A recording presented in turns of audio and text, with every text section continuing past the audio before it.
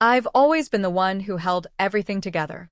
The one who made sure the lights stayed on, the bills got paid, and the family didn't fall apart. My name is Emily, and for as long as I can remember, I've been the glue. The responsible one. The one who thought ahead, who planned, who sacrificed. But sometimes, being the glue means you're the one who gets stretched too thin. And sometimes you reach a point where you just snap. It wasn't always like this. Growing up, I thought my family was normal. Well, as normal as any family can be. My parents were loving, but they had their flaws. And then there was my younger brother, Daniel. Oh, Daniel. The golden child. The one who could do no wrong, even when he did everything wrong. He was charming, charismatic, and utterly irresponsible. But to my parents, he was perfect. And me? I was just there. The reliable one. The one they could count on to clean up the messes Daniel left behind. I remember the first time I realized how unfair it all was. I was 16, and Daniel was 14. He'd crashed Dad's car after sneaking out one night. I'll never forget the look on my parents' faces when they found out. They were angry, sure, but more than that, they were worried. Worried about him. About how he'd handle the consequences. About how he'd feel. And me? I was standing right there, watching it all unfold, thinking, what about me? What about the fact that I've never given you a single thing to worry about? But I didn't say anything. I never did. That was my role after all. The quiet one. The one who didn't make waves. And so, life went on. I went to college, got a good job, and moved to a nearby city. I thought distance would help. That maybe, just maybe, I could finally start living for myself. But family has a way of pulling you back in, doesn't it? Every other weekend, I'd make the drive back home. It became a routine. I'd pack a bag, pick up some groceries or a little gift for my parents, and head to their house. I told myself it was because I loved them. And I did. But deep down, I think I was still trying to prove something. To show them that I was the good daughter. The one who cared. The one who deserved their love. But no matter how much I did, it was never enough. Because Daniel was always there, lurking in the background, ready to steal the spotlight. Even when he wasn't physically there, his presence loomed large. My parents would talk about him constantly. Daniel's new job. Daniel's new girlfriend. Daniel's latest adventure. And me? I was just Emily. Reliable, dependable Emily. The one who paid the bills and showed up when no one else would. And then, one day, everything changed. It was a Friday evening, just like any other. I'd finished work, picked up a bottle of wine for my mom and a new book for my dad, and started the drive home. The sun was setting, casting a golden glow over the highway, and for a moment, I felt at peace.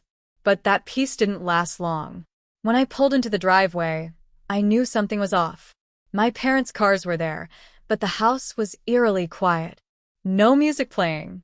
No laughter drifting through the windows. Just silence. I grabbed the gifts from the passenger seat and headed inside, my heart pounding in my chest. The moment I stepped through the door, I froze. There, sitting on the couch like he owned the place, was Daniel. And he wasn't alone. A woman I'd never met before was sitting next to him, her arm draped casually over his shoulders. And at their feet, two little kids were playing with toys I didn't recognize. My stomach dropped. Daniel hadn't been home in years. Not since he'd moved across the country, with some grand plan to find himself. And now here he was, acting like he'd never left. Like he hadn't ghosted us all for years. Like he hadn't broken our parent hearts. Hey, he said, flashing me that same charming smile that always got him out of trouble. Long time no see. I forced a smile, though it felt more like a grimace. Daniel, I didn't know you were coming. He shrugged, like it was no big deal. Yeah, well, I figured it was time to come home. You know, reconnect with the family. Reconnect. The word made my blood boil. He didn't want to reconnect. He wanted something. I could feel it in my bones. But before I could say anything, my mom appeared from the kitchen, her face lighting up when she saw me. Emily, you're here. She rushed over and pulled me into a hug, but it felt off, like she was trying too hard. We weren't expecting you until tomorrow. I frowned. It's Friday, Mom. I always come on Fridays. She waved a hand dismissively. Oh, right. Of course. Well, come in, come in. Daniel's here. Isn't it wonderful? Wonderful. That was one word for it. I followed her into the living room, my mind racing. What was Daniel doing here? And who are the woman and kids? My niece and nephew, apparently. Kids I didn't even know existed until this moment.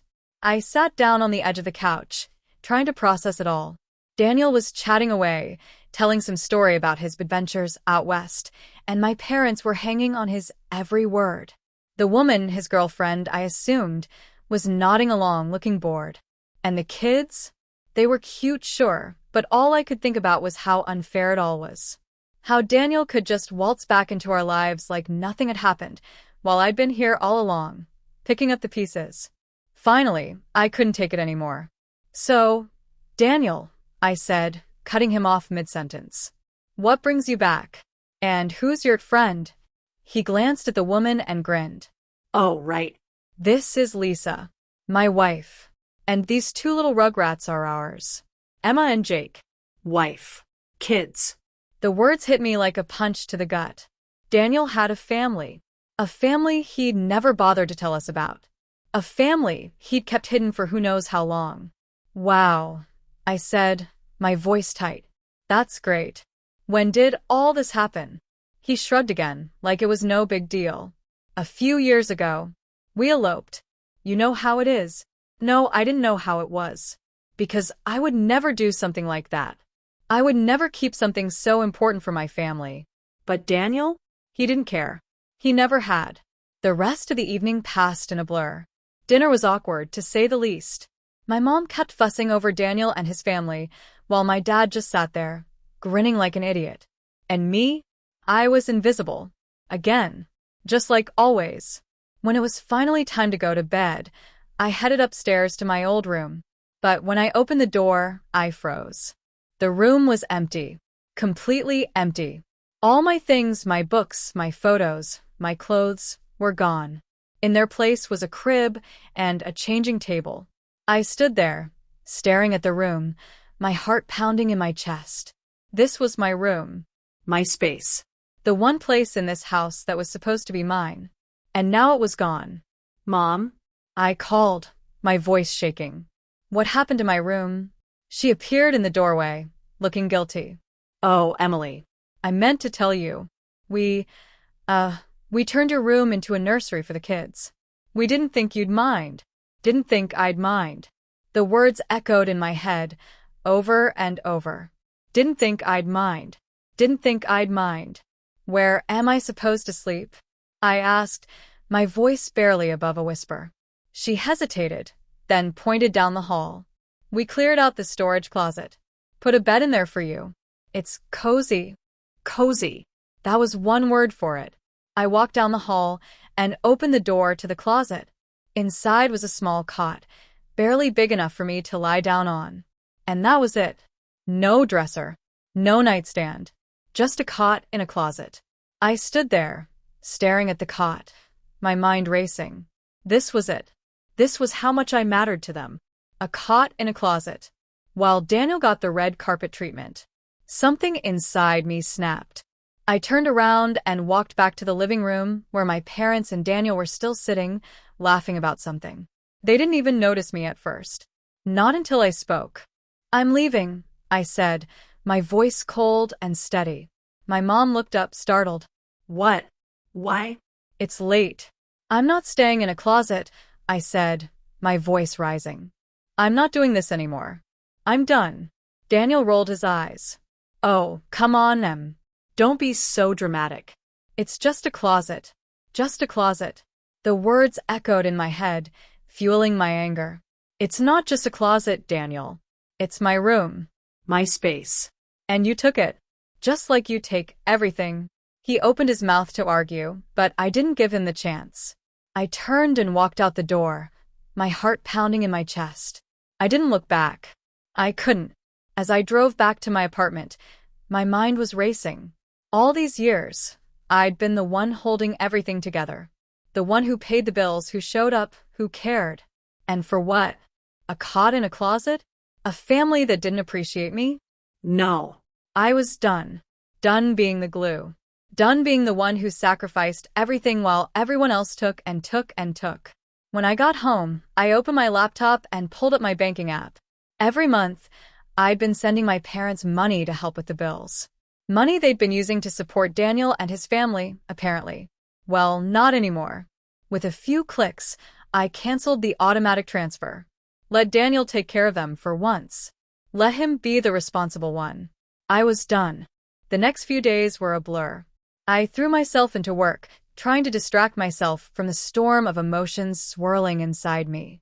Anger, hurt, betrayal. But no matter how hard I tried, I couldn't shake the image of that cot in the closet.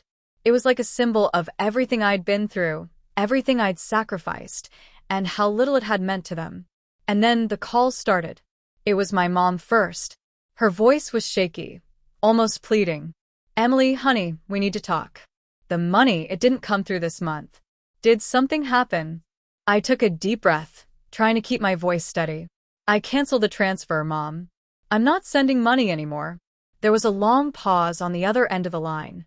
Then, her voice sharpened. What do you mean you canceled it? We need that money, Emily. How could you do this to us? I almost laughed. Do this to them? After everything they'd done to me? But I didn't laugh. Instead, I said, you have Daniel now. Let him help you. Her voice cracked. Daniel can't help us, Emily. You know that. He's not like you. No, he wasn't. He never had been. And that was the problem. But I didn't say that. Instead, I said, I'm sorry, Mom. But I can't keep doing this. I can't keep putting my life on hold for people who don't appreciate me. She started crying then, those same manipulative sobs I'd heard so many times before. But this time they didn't work. This time, I hung up. The text started soon after. Daniel first. You're really going to do this to Mom and Dad? After everything they've done for you? You're such a selfish brat, Emily. I didn't respond. What was there to say? That I was tired of being the family's ATM? That I was tired of being treated like an afterthought? He wouldn't understand. He never had to be the responsible one. Then came my dad's message. Your mother's crying. Is this really how you want to treat your family? I stared at the screen, my fingers trembling. For a moment, I almost caved. Almost. But then I thought about the cot in the closet, about the years I'd spent putting their needs before my own. And I knew I couldn't go back. I didn't respond to him either. A week passed in silence. No calls. No texts. Just quiet. And for the first time in years, I felt a sense of peace. I started thinking about my future, about what I wanted, not what everyone else needed. And for the first time, it felt like maybe, just maybe, I could have a life of my own. But then, the peace was shattered. It was a Saturday morning, and I was sipping coffee in my apartment, trying to enjoy the rare moment of calm. My phone buzzed on the table, and I glanced at the screen. It was my cousin Rachel. We weren't particularly close, but we'd always gotten along. I hesitated for a moment, then answered. Hey, Rachel. What's up? There was a pause on the other end of the line. Then she said, Emily, I thought you should know. Your mom's been telling everyone that you abandoned the family, that you're punishing them for helping Daniel in his time of need. I snorted. Time of need? Is that what they're calling it now? Rachel sighed. I know it's not fair, Emily, but they're really struggling. Your dad's working double shifts, and your mom's picking up extra hours at the diner. And Daniel, well, he's still not working. He's just spending his alimony on, I don't even know what. I closed my eyes, trying to block out the image of my parents working themselves to the bone while Daniel lounged around, doing nothing. Rachel, I can't keep doing this. I can't keep bailing them out while they treat me like I don't matter. I know, she said softly. And I'm not saying you should. I thought you should know what's going on. I thanked her and hung up, my mind racing. Part of me wanted to call my parents, to tell them to stop spreading lies about me. But another part of me knew it wouldn't matter. They'd always seen me as the villain, no matter what I did. Instead, I opened my laptop and started looking at real estate listings. The money I'd been sending my parents every month could go towards something better, something for me. A down payment on a house, maybe. A fresh start. As I scrolled through the listings, I felt a spark of hope. For the first time in years, I was thinking about my future. Not my family's future. Mine. But just as I was starting to feel good about my decision, my phone buzzed again. This time it was my mom. I hesitated, then answered. "Emily," she said, her voice trembling. "We need your help. The bills, they're piling up. We can't keep up." I took a deep breath, trying to keep my voice steady. "Mom, I can't keep doing this. I've been supporting you for years, and what did it get me? A cot in a closet. I'm done." She started crying again, those same manipulative sobs. "Emily, please. We're your family. You can't just abandon us." I closed my eyes, fighting back the tears. "I'm not abandoning you, Mom. I'm just choosing myself for once. And if you can't understand that, then I don't know what to tell you." There was a long silence on the other end of the line. Then she whispered, "You're just like your brother. Selfish." The words hit me like a slap. Selfish. After everything I'd done for them, that's what she thought of me. I didn't respond. I just hung up. The days turned into weeks, and the weeks into months. The silence from my family was deafening, but I refused to break it. I had made my decision, and I was sticking to it. For the first time in my life, I was putting myself first, and it felt liberating. But liberation comes with its own set of challenges. The guilt still crept in sometimes, late at night when I was alone with my thoughts. I'd lie in bed, staring at the ceiling, wondering if I'd made the right choice. Wondering if I'd been too harsh, too selfish. And then I'd remember the cot in the closet. The way my parents had looked at me when I'd walked out that night. The way Daniel had smirked, like he'd won some kind of twisted game. And the guilt would fade, replaced by a steely resolve. I threw myself into my work, taking on extra projects and pushing myself harder than ever before. My boss noticed, of course, and I was rewarded with a promotion and a hefty raise. It felt good to be recognized for my efforts, for once. To be valued. But even with the promotion, I couldn't shake the feeling that something was missing. I'd spent so much of my life taking care of others that I didn't even know how to take care of myself. So I started small. I joined a yoga class. I started cooking meals instead of ordering takeout. I even adopted a cat, a scruffy little tabby named Oliver, who quickly became my constant companion. And then one day, I got a call that changed everything. It was a Saturday morning, and I was curled up on the couch with Oliver, sipping coffee and scrolling through real estate listings. My phone buzzed on the table, and I glanced at the screen. It was an unknown number. I hesitated for a moment, then answered. "Hello, Emily?" The voice on the other end was familiar, but I couldn't quite place it. "It's Lisa, Daniel's wife." I froze. Lisa? Why was she calling me? We'd barely spoken during that disastrous weekend at my parents' house. What could she possibly want? "Hi, Lisa," I said cautiously. "What's going on?" There was a long pause on the other end of the line. Then she said, "I need your help." I blinked, stunned. My help? With what? She took a deep breath, her voice trembling. "Daniel's not who I thought he was. He's been lying to me, Emily. About everything. His job. His money. His whole life. And now he's gone. He left me, and the kids. Just disappeared." I sat there, stunned, trying to process what she was saying. Daniel had left her? The golden child, the one who could do no wrong, had abandoned his own family? It was almost too much to believe. "Lisa, I don't know what to say," I stammered. "I'm so sorry."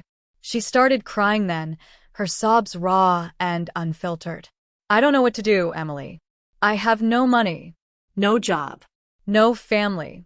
I'm scared." I closed my eyes, my mind racing. Lisa had never been anything but kind to me, even if she was married to my brother. And the kids, they were innocent in all of this. They didn't deserve to suffer because of Daniel's mistakes. "Where are you?" I asked, my voice steady. "We're at a motel," she said, her voice breaking. "But we can't stay here much longer. I don't have enough money." I took a deep breath, trying to think. I couldn't just leave them stranded.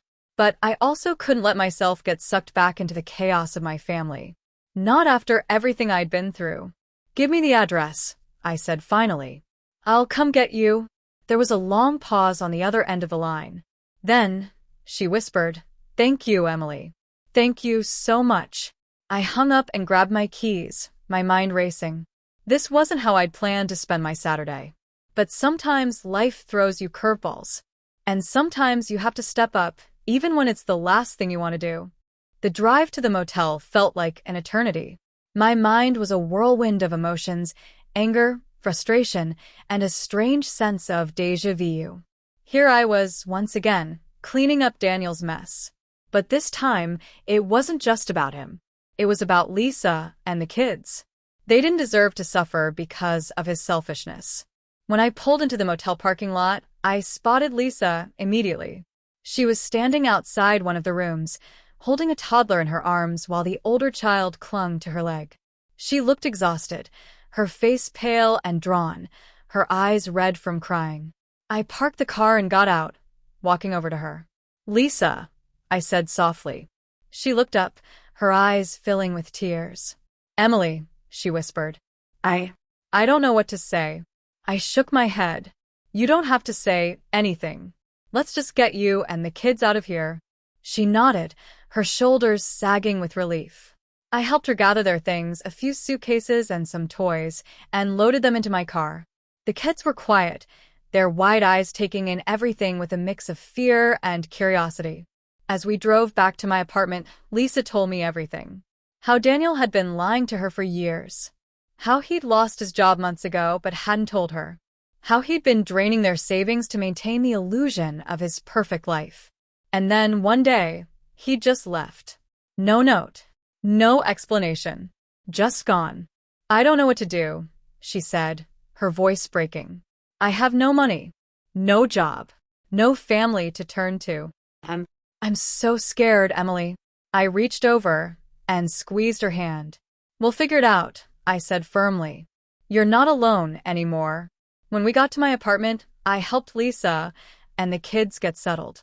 Oliver, my cat, was initially wary of the newcomers but quickly warmed up to the kids, who were delighted by his antics. It was a small comfort, but it was something. Over the next few days, I did everything I could to help Lisa get back on her feet. I helped her update her resume and apply for jobs.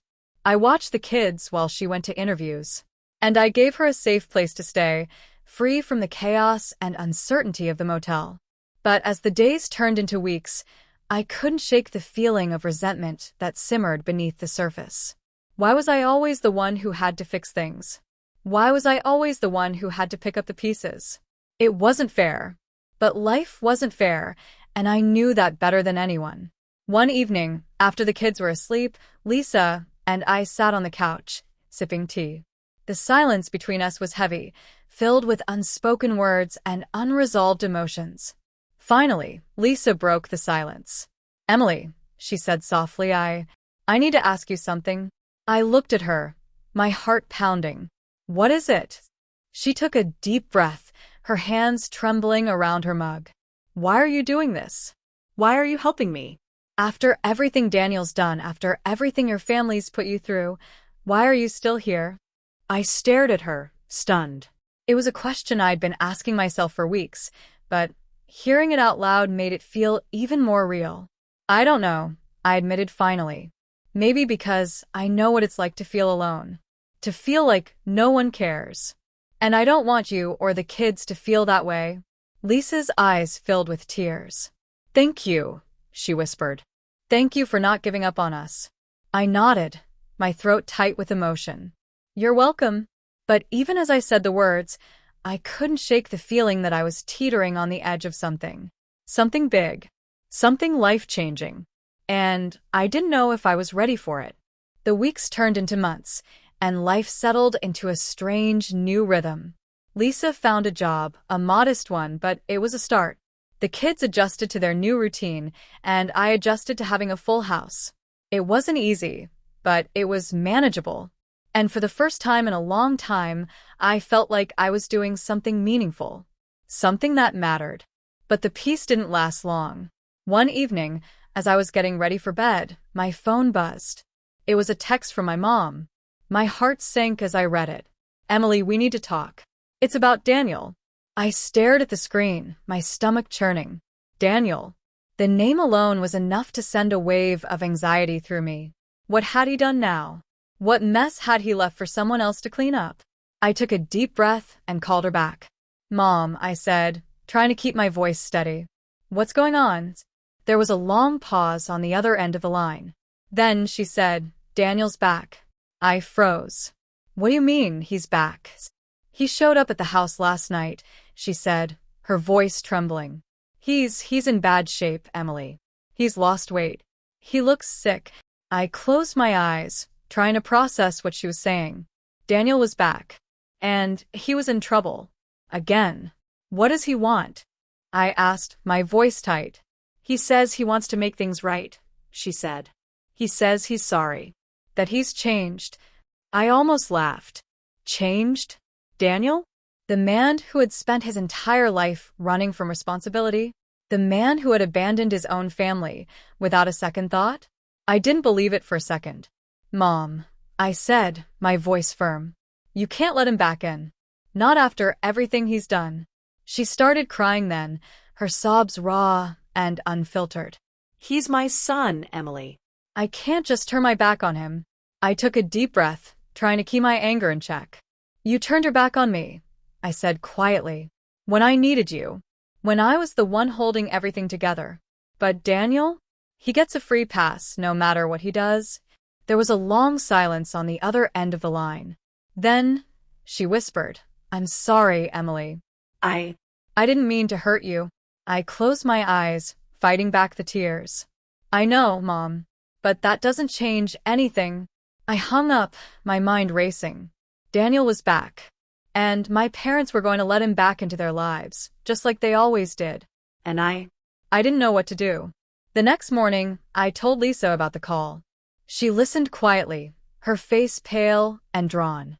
What are you going to do? She asked finally. I shook my head. I don't know. But I can't let him hurt you or the kids. Not again.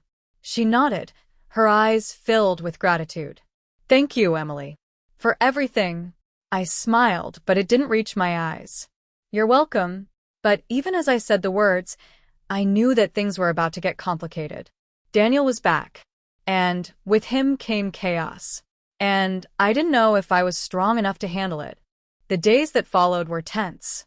Daniel's return loomed over everything like a dark cloud, and I couldn't shake the feeling that something was about to go terribly wrong. But I refused to let him disrupt the fragile peace Lisa and the kids had found. They deserved better. And for the first time in my life, I was determined to protect that peace no matter what. One evening, as I was helping Lisa with dinner, my phone buzzed again. It was my mom. I hesitated, then answered. Emily, she said, her voice trembling. Daniel's here. He wants to talk to you. I froze, my heart pounding. What does he want? He says he wants to apologize, she said. To you. To Lisa. To everyone. I closed my eyes, trying to steady my breathing. An apology? From Daniel? It sounded too good to be true. But I knew I couldn't ignore it.